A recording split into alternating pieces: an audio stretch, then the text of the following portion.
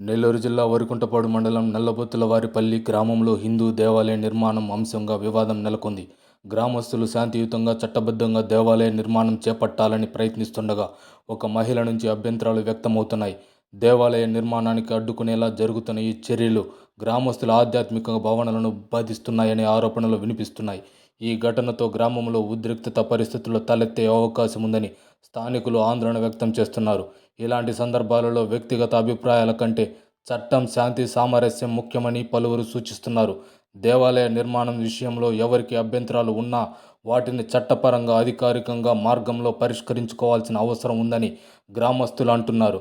గ్రామంలో ఎలాంటి అపోహలు, ఉద్రిక్తతలు తలెత్తకుండా సంబంధిత అధికారులు వెంటనే స్పందించి సమస్యకు స్పష్టమైన పరిష్కారం చూపాలని ప్రజలు కోరుతున్నారు.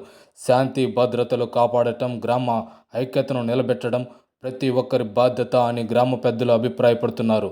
ఈ అంశంపై పూర్తి వివరాలు వీడియోలో చూడండి.